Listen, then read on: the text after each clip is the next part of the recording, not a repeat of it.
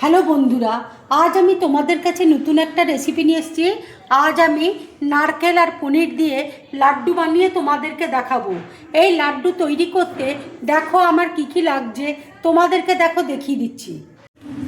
এখানে দেখো পনির আমি গ্রেট করে নিয়েছি, নারকেল দেখো কুড়িয়ে নিয়েছি, এখানে এলাচ গুঁড়ো রয়েছে, এক বাটি চিনি রয়েছে, এক বাটি গুঁড়ো দুধ রয়েছে, আর এখানে 1 কেজি দুধ দেখো আমি ভালো করে জাল দিয়ে নিচ্ছি। দুধের মধ্যে দেখো আমি গুঁড়ো দুধ দেখো মিশিয়ে নিচ্ছি।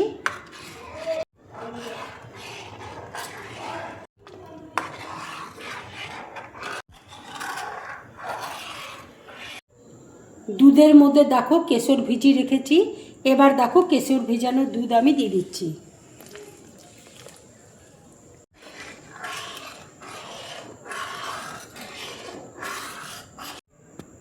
এবার দেখো নারকেল কোড়া আমি দিয়ে দিচ্ছি।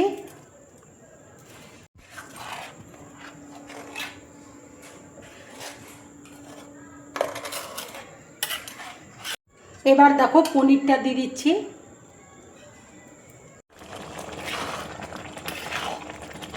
কাজু দেখো গুঁড়ো করে রেখেছি, এবার দেখো কাজুর গুঁড়োটা আমি দিয়ে দিচ্ছি।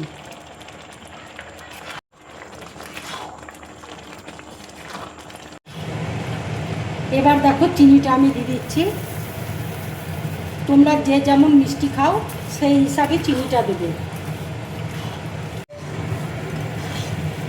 দুধ দেখো একদম শুকিয়ে গেছে, লাড্ডুটা দেখো আমার প্রায় হয়ে এসছে।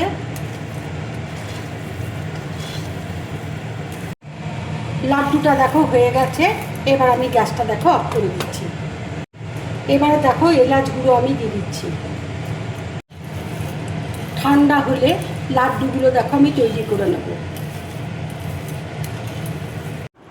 হাতে দেখো ঘি বুলি নিয়েছি, এবার আমি লাড্ডুগুলো দেখো তৈরি করে নেব।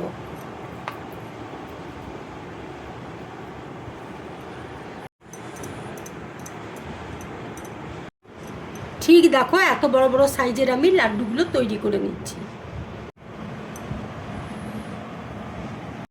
আর একটা দেখো তৈরি করে তোমাদেরকে দেখিয়ে দিচ্ছি। এই লাড্ডুগুলো এত সুন্দর খেতে হবে কি বলবো তোমাদেরকে। তোমরাও বাড়িতে কিন্তু এইভাবে লাড্ডু করে দেখো, আর করে আমাকে অবশ্যই কমেন্টস করে তোমরা জানাবে তোমাদের কেমন লাগলো।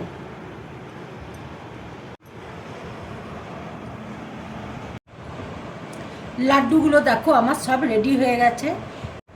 এবার দেখো লাড্ডুর উপরে একটা করে আমি কিশমিশ দেখো দিয়ে দিচ্ছি।